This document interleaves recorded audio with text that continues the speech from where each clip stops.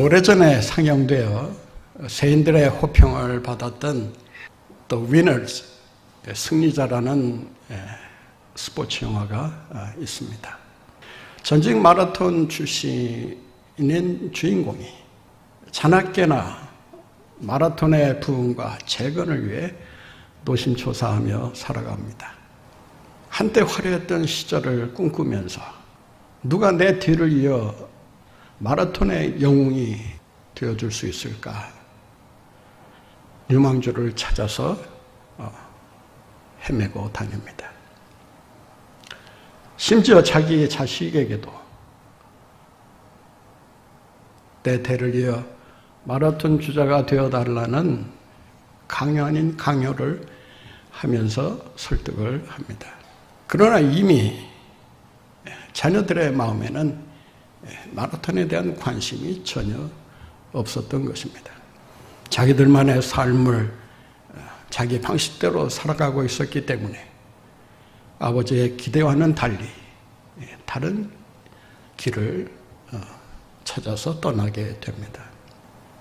그러던 어느 날 불의 사고로 자녀들이 세상을 떠났다는 소식을 듣습니다. 일말의 희망마저 꺼져버린 그 상황 속에서 자식을 잃은 슬픔과 또 평생 자기가 추구하고 원했던 마라톤의 꿈이 좌절되면서 하루하루 폐인과 다름없는 삶을 살게 됩니다. 하루 이틀 그런 삶이 반복이 되면서 자기 생에 대한 의지를 불태우게 됩니다. 이런 식으로 내가 내 인생을 끝낸다면 얼마나 불행한 것일까? 누가 내 뒤를 이어 마라톤 영웅이 되어주지 않는다면 나라도 마지막 승부를 걸어봐야 되지 않겠는가? 술을 끊고 연습에 전념하게 됩니다. 결전의 날이 밝아오고 마라톤 경기에 참여를 합니다. 그러나 나이 50을 훌쩍 넘긴 그 상황에서 마라톤을 완주한다는 그 자체도 어려운 일이거니와 젊은 주자들과 경쟁해야 한다는 것이 엄청난 부담으로 다가오게 됩니다. 그러나 그가 참가하게 된 이유는 1등을 하겠다든지 좋은 성적을 거두겠다든지 하는 이런 우승에 대한 생각이 아니라 나 같은 사람이 마라톤에 참여할 수 있다는 것과 또 이런 사람이 끝까지 완주하면서 좋은 경주자의 모습을 보여줄 수 있다는 그 한 가지 생각으로 마라톤 경주를 시작합니다. 아니나 다를까 허덕거리면서 결승점을 향해 달려갑니다. 몇 걸음을 앞에 놓고 다리가 풀리면서 그 자리에 주저앉습니다. 안간 힘을 써보지만 한 번 주저앉은 그 상태에서 다시 일어나는 일이 얼마나 힘든 일인가. 죽을 힘을 다해 일어나서 떨어지지 않는 발걸음을 옮기면서 한 걸음 한 걸음 앞으로 나아갑니다. 얼마나 힘을 썼는지. 결승점을 앞에 놓고 푹 꼬꾸라집니다. 의식을 잃은 채 넘어져서 다시 일어날 생각을 하지 못하고 있습니다.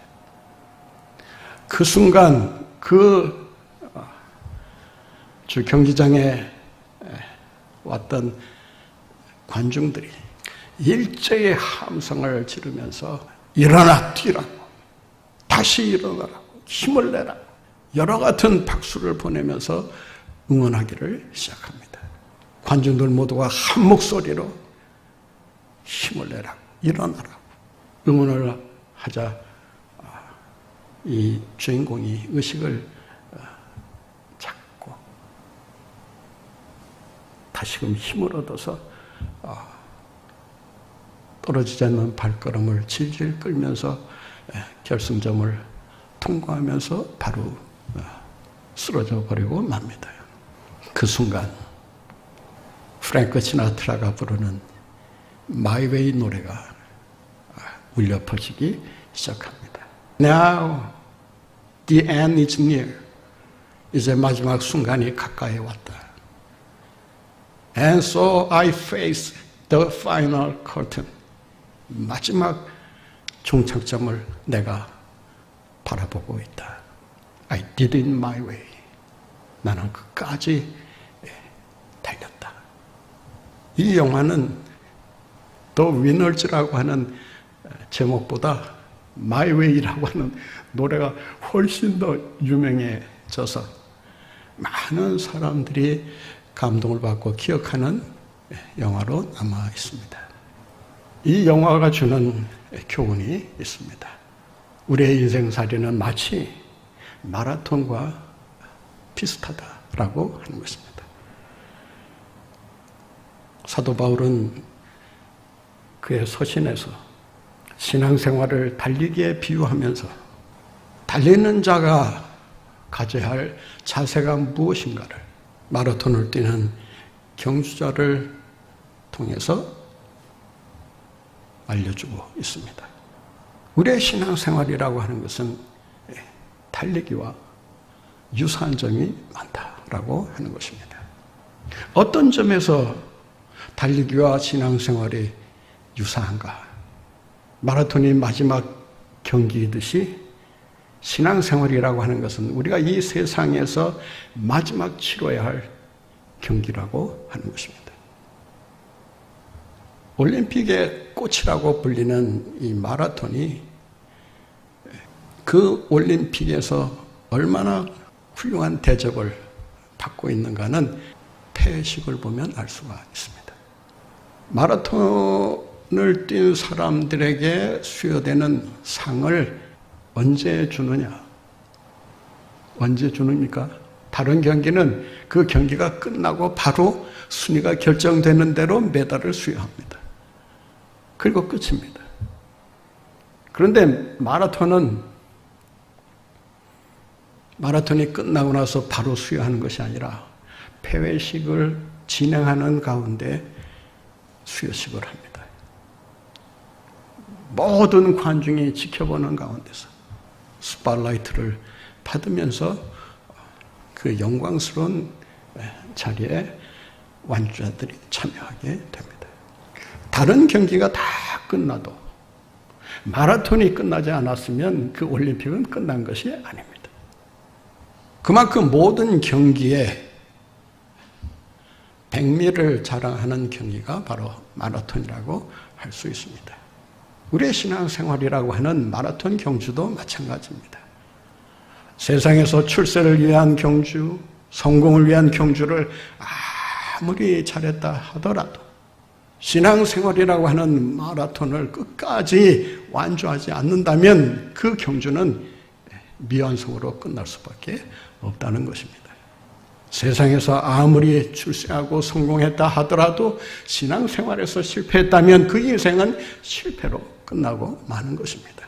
반면에 세상에서는 별 볼 일 없이 살았다 하더라도 이렇다 할 상조차 받지 못한 채 주변을 맴돌며 살았다 하더라도 신앙생활에서 성공했다면 그 사람의 인생은 성공이라고 말할 수 있을 것입니다. 우리의 마지막 경주를 어떻게 해야 될 것인가? 세상에서 출세나 성공을 위해 애쓰는 만큼 신앙생활의 성공을 위해 얼마만큼 우리가 애쓰고 수고하고 고생하고 있느냐라고 하는 것입니다. 세상에서 성공을 위한 경주를 하는 것만큼 우리가 신앙생활에 열심을 낸다면 아마 주님이 인정하시는 그런 제자의 삶을 다 아마 살아가고도 남을 것입니다. 세상의 경주만 중요한 것이 아니고 우리의 마지막 마라톤 경주가 남아있다는 것을 기억하시고 그 마지막 경주에서 잘 달려 승리하시는 여러분들 모두가 되시기를 간절히 바랍니다. 달리기와 신앙생활의 유사점이 있습니다. 둘 다 상을 받는다는 것입니다. 오늘 본문 말씀 24절에 보면 이런 말씀이 기록되어 있습니다. 같이 읽겠습니다. 운동장에서 다름질하는 자들이 다 달릴지라도 오직 상을 받는 사람은 한 사람인 줄을 너희가 알지 못하느냐. 한 사람만 받는다는 말이 아닙니다. 상을 받는 사람이 소수에 불과하다는 뜻도 아닙니다. 중요한 사실은 상이 있다는 것입니다. 그 상은 누가 예비해 놓고 계시느냐? 우리 인생의 재판장이신 하나님께서 완주한 자에게 주시기 위해 그 상을 준비하고 계시는 것입니다. 세상 사람들은 썩을 승리자의 관을 얻기 위해 달립니다. 오늘 본문 말씀에 보면 서로 추구하는 상이 다르다는 사실을 우리에게 가르쳐주고 있습니다. 본 말씀을 같이 해보겠습니다. 25절입니다. 이 길을 다투는 자마다 모든 일에 절제하나니 그들은 썩을 승리자의 관을 얻고자 하되 우리는 썩지 아니할 것을 얻고자 함이라. 신앙생활이 세상에서의 경주보다 더 중요한 이유가 바로 여기에 있는 것입니다. 세상에서는 아무리 1등으로 들어오고 우승을 하고 성공을 했다 하더라도 그 받는 상은 오래가지 않는다는 것입니다. 썩을 승리자의 관이라고 말하고 있습니다. 썩는다라고 하는 말은 사라진다는 것입니다.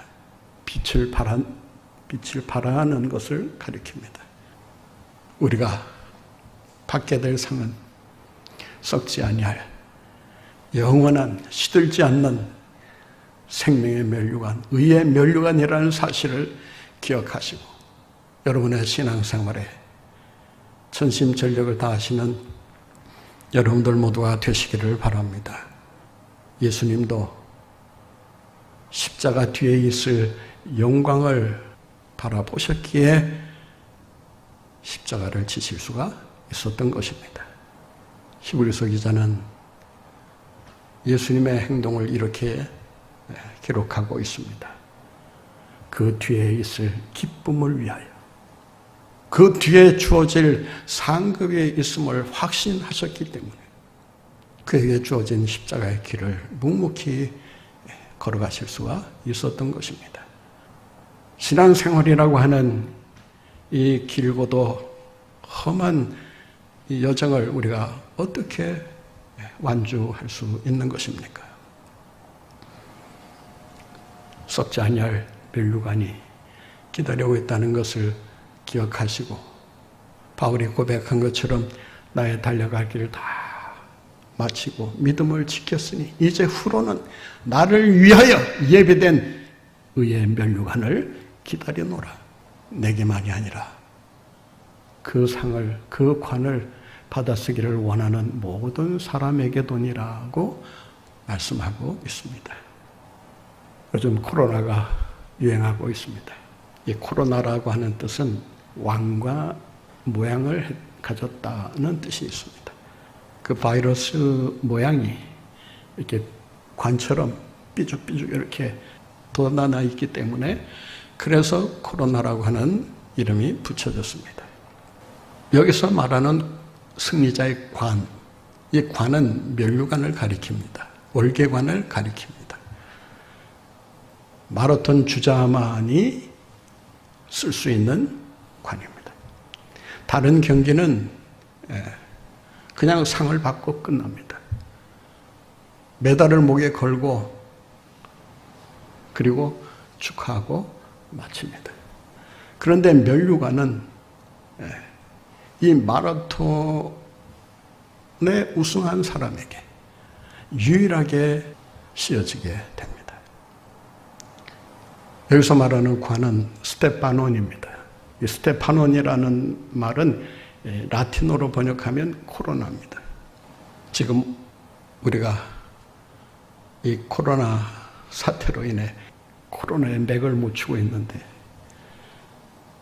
코로나가 왕관을 쓰고 있으면서 세계를 호령하고 있습니다. 믿는 사람들조차도 코로나 앞에 복종합니다. 그러나 우리가 쓰게 될 면류관, 이 왕관은 코로나도 빼앗을 수 없는 불멸의 면류관이라는 사실을 기억하시고 이 상을 기대하고 바라보면서 믿음으로 달려가시는 여러분들 모두가 되시기를 바랍니다. 마라톤과 신앙생활의 유사점이 있습니다. 최종 목적지가 있다는 것입니다. 마라톤은 결승점이라는 최종 목적지가 있고 신앙생활은 하나님의 나라라는 마지막 목적지가 있습니다. 우리 모두는 다 그 목적지를 향해 달려가는 인생들입니다. 그 목적지가 불분명하다든지 그 목적지가 눈앞에 그려지지 않고 있다면 여러분들의 신앙생활은 그야말로 힘들고 고달픈 그런 경주가 될 수밖에 없을 것입니다. 더 나아가 여러분이 추구하는 최종 목적지가 전혀 목적지와 다른 곳이라면 달리는 만큼 여러분들은 큰 위험에 빠질 수밖에 없습니다. 요즘 흔히 하는 말이 있지 않습니까? 속도가 아니라 방향이다. 아무리 빠른 속도로 달린다 하더라도 방향이 잘못되어 있으면 달리는 만큼 빠른 속도로 가는 만큼 다른 방향으로 갈 수밖에 없습니다. 그만큼 시간 낭비를 해야 되고 에너지를 소비해야 합니다. 어쩌면 그 경주는 실패로 끝날 수밖에 없을 것입니다. 하나님 나라를 향한 최종 목적지를 늘 마음속에 그리면서 그 나라를 향하여 힘차게 믿음으로 달려가시는 여러분들 모두가 되시기를 바랍니다. 그렇다면 우리가 어떻게 해야 신앙생활이라는 마라톤을 완주하고 승리자의 삶을 살아갈 수 있는 걸까? 신앙생활이라는 마라톤 경주에서 승리하기 위해서는 가장 먼저 자신과의 싸움에서 이길 수 있어야 합니다. 자신과의 싸움에서 이기지 못하고 마라톤이라고 하는 그 긴 거리를 달려야 하는 그 마라톤에서 승리할 수가 없다는 것입니다. 마라톤만이겠습니까? 어떤 경기든 그 경기에서 우승을 목표로 하고 있다면 그 사람은 반드시 자기를 다스리는 훈련을 철저히 해야 할 것입니다. 오늘 본문 말씀해 보면 그 비결을 이렇게 가르쳐주고 있습니다. 27절 같이 봅니다. 내가 내 몸을 쳐 복종하게 함은 어디를 친다고요? 몸을 쳐 복종시킨다는 것입니다. 친다는 말은 강한 압력으로 상대방을 타격한다는 것입니다. 복종케 한다는 말은 노예로 삼는다는 뜻입니다. 우리의 몸을 내가 자유자재로 부릴 수 있는 노예로 만든다. 자기 몸을 노예로 부릴 수 있어야, 그래야 그 몸을 가지고 자기가 목적하는 바를 달성할 수 있다라고 하는 것입니다. 그 몸을 제대로 다스리지 못하고 오히려 몸의 노예가 되면 몸이 시키는 대로 할 수밖에 없고, 몸이 시키는 대로 하다 보면 자기와의 싸움을 결코 승리로 가져갈 수가 없습니다. 얼마 전 올림픽 경기에서 아주 기분 좋은 경기가 하나 있었습니다. 무명에 가까운 우리나라 그 허광희 선수가 세계 1인자로 손꼽히는, 누구나가 다 금메달은 따놓은 당상이라고 인정할 정도로 실력 있는 일본 선수를 누르고 그 경기를 이겼던 것입니다. 그에게 한껏 기대했던 일본 사람들이 그 선수가 지고 나서 분노에 가까운 그 실망감을 드러냈다고 합니다. 상대가 뭐 비슷비슷한 상대라면 뭐 질 수도 있겠다 생각을 하지만 우리 한국 대표 선수는 이름도 없는 무명의 선수였다는 거예요. 대표팀을 선발할 때 가장 뒤늦게 그 대표팀에 들어온 선수라고 하는 것입니다. 실력으로 이겼다라고 할 수 있지만 일본 선수가 지게 된 그 이유를 살펴보면 한창 연습해야 할 때 도박판을 기웃거렸다고 하는 것입니다. 자기와의 싸움에서 이미 패배했던 것입니다. 자기와의 싸움에서 이기지 못하는 사람이 무슨 경기인들 이길 수가 있겠습니까? 신앙생활 역시도 마찬가지라고 할 수 있습니다. 우리의 몸을 여러분이 마음껏 통제하고 부릴 수 있는 노예 상태로 만들어 놓는다면 여러분이 그 몸을 통해서 원하는 바를 얻을 수가 있고 목적하는 바를 달성할 수가 있을 것입니다. 항상 문제는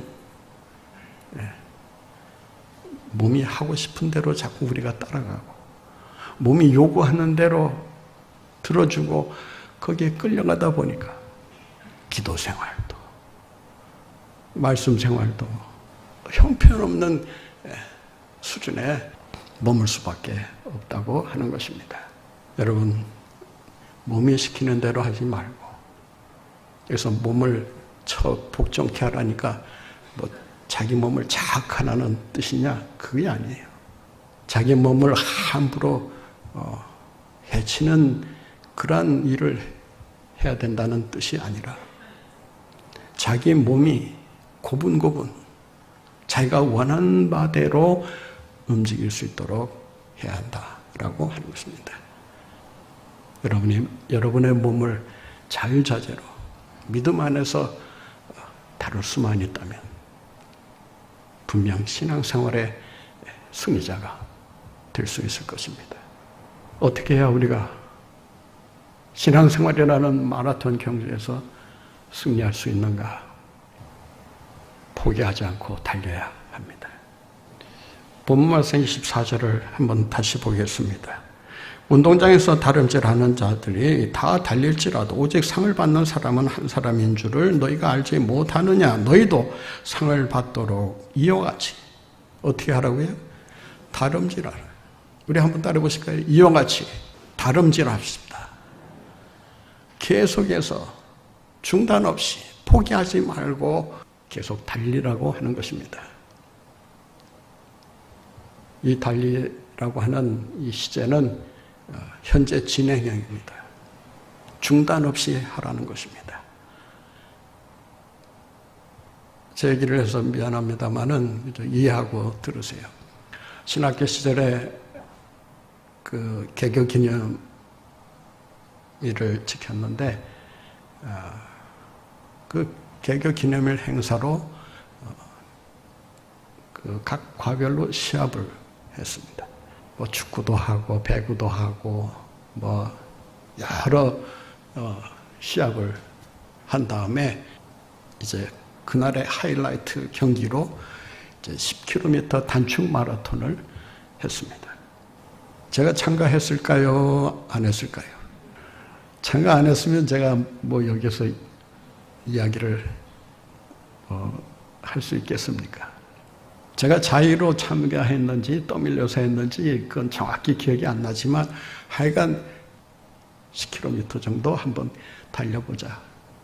그 단축 마라톤을 시작을 했는데 어느 지점에 이르니까 숨이 꼴딱꼴딱 넘어가고 다리가 움직이질 않고 모든 기운이 다 소진되는 것을 느끼면서 그 자리에 주저앉고 말았습니다. 그 신학교를 보면은 이제 그 신학교 동산에서 시작해서 이제 내리막길로 쭉 가면 장위동이 나오고 장위동을 돌아서 이제 이 구이동으로 이제 올라오게 되는데 구이 나루터가 있던 곳이라 아주 경치가 빼어난 곳입니다. 지금은 많이 변했지만 당시에는 이 버드나무 숲이 아주 우거져서 그 길을 달리는데 참 기분이 좋았던 그런 기억이 남아 있습니다. 그래서 구이동을 거쳐서 지금 구리로 가는 그 워커힐 호텔 그 옆 도로를 따라서 쭉 올라가다가 다시 이제 반환점을 돌아서 이제 신학교로 들어오는 그 코스였습니다. 근데 얼마나 힘들고 또 지칠 대로 지쳤는지 꼼짝을 못하고 그냥 숨을 몰아쉬면서 주저앉고 있었는데 선배가 뒤따라 이제 지나가면서 제 손을 낚아채더라고요. 지금 힘들다고 해서 이렇게 주저앉게 되면 다시는 뛸 수 없게 된다. 조금 쉬었다 뛸 수 있을 것처럼 생각할지 모르지만은 쉬는 동안 모든 몸의 긴장이 풀리면서 더 이상 뛸 수 없게 된다. 그 말을 하면서 제 손을 낚아채고 그냥 강제로 그냥 걸어서라도 가도록 끌어당기는 통에 제가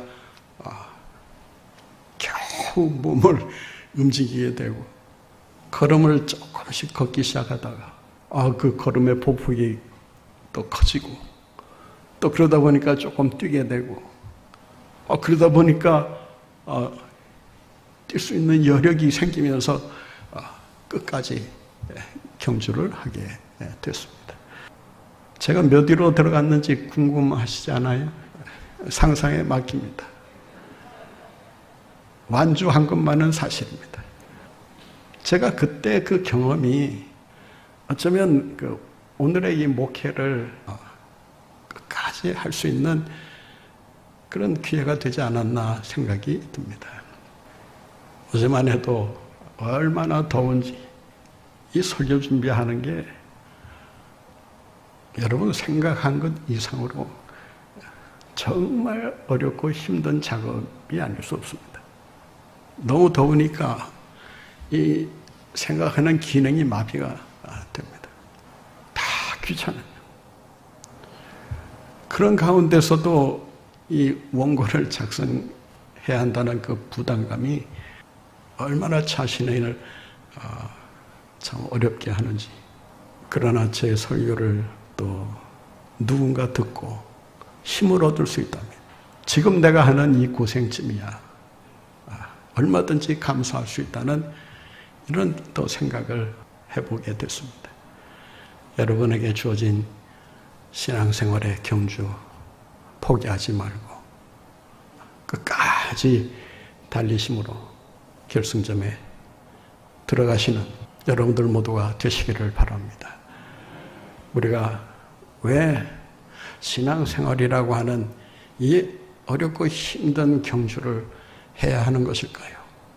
세상 사람들처럼 좀 편하게 인생을 살 수 있음에도 불구하고 왜 신앙생활이라고 하는 이 경주를 우리가 해야 하는가? 그 이유는 단 하나, 하나님의 영광을 위한 것입니다. 하나님의 영광을 우리가 목표로 하고 그 영광을 나타내기 위해 완주에 힘쓸 때 우리에게 주어진 인생 여정을 잘 달릴 수가 있고 또 가장 먼저 그 결승점을 통과하여 주님이 씌워주시는 의의 면류관을 받을 수가 있다고 하는 것입니다. 사랑하는 성도 여러분, 우리 성도의 삶의 목적이 무엇입니까? 신앙생활의 목적이 무엇입니까? 하나님의 영광을 위한 것이 아니겠습니까? 마라톤 경주를 하게 되면 그 주경기장 안으로 선수가 들어옵니다. 1착으로 들어오든 그 다음 순위로 들어오든 운동선수가 주경기장 안으로 모습을 나타내면 그 전광판에 그 사람의 얼굴이 클로즈업되어 비춰줍니다. 그 사람이 42.19km를 달릴 수 있었던 가장 그 공이 큰 부분이 어디입니까? 그 긴 거리를 무사히 달릴 수 있도록 해준 그 부분이 어디예요? 그 사람의 다리예요. 사실 수고는 누가 가장 많이 했어요? 누가 영광을 받아야 돼요? 두 팔과 두 다리가 받아야 해요. 그렇잖아요. 그런데 전광판은 누구를 비춰줘요? 선수의 얼굴을 비춰줍니다. 다리를 비춰주지 않습니다. 여러분, 우리가 이 세상에서 신앙생활을 하면서 많은 수고와 노력을 하지만 그 영광은 여러분이 받는 것이 아니라 우리 주님이 받으신다는 사실을 기억하시고 하나님의 영광을 위해 힘차게 달려가시는 여러분들 모두가 되시기를 바랍니다. 사도 바울은 25년 동안 16,500km를 줄기차게 달렸습니다. 그렇게 달릴 수 있었던 비결이 무엇일까요? 오직 하나님의 영광을 위한 달리기였다고 하는 것입니다.